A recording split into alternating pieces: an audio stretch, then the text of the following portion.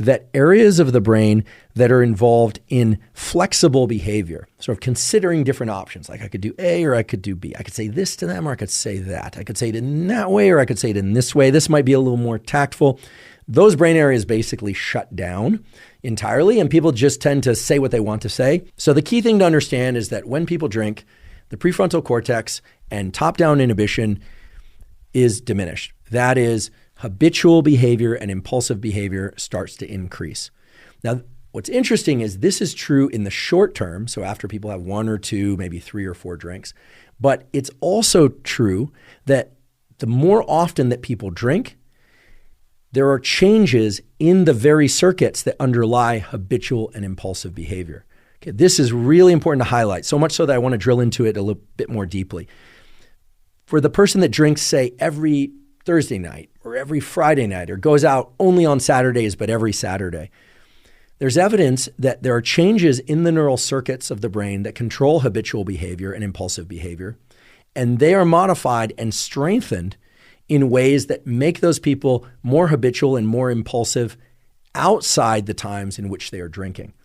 And when they drink, impulsive and habitual behavior tends to increase even further. This is something that's not often talked about when discussing the effects of alcohol. I mean, we all know the effects of being drunk can be bad, right? Can be bad in terms of judgment, motor coordination. Certainly driving drunk is a terrible thing, get you or other people killed, and so on. But rarely do we hear about the changes in neural circuits from just 1 or 2 nights of regular drinking. Again, chronic drinking doesn't necessarily mean every day and every night. It could be the person that simply drinks every Thursday or every Friday, or just once a week has 3 or 4 drinks, or maybe even a few more.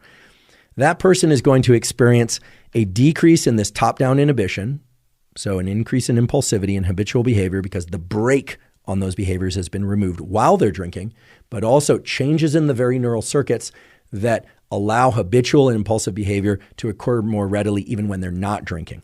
And if you want to know the actual substrate for that, the cellular substrate, I can briefly describe it. It's really interesting. Again, you don't need to know any biology to understand this. What it does is it increases the number of synapses, the actual points of connection in the neural circuits that control habitual behavior. So there's literally a growth of the neural circuits in your brain that lead to existing habit execution, right? The performance of things you already know how to do, and a reduction in the neural circuits, or I should say a reduction in the number of synapses of the contacts within the neural circuits that are controlling behavior.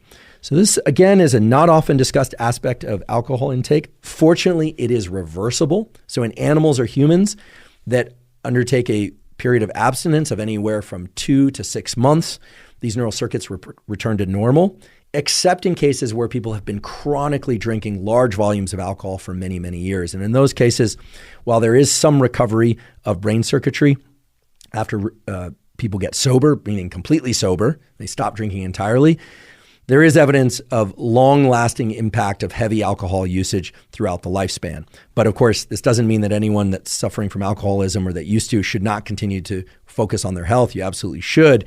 All is not lost. But for people that have been drinking for a lot of years, maybe you went to college and you drank a lot in those years and your neural circuits change. If there's a period in which you don't drink alcohol, again, from 2 to 6 months and ideally longer, those neural circuits can then be remodified back to their original state.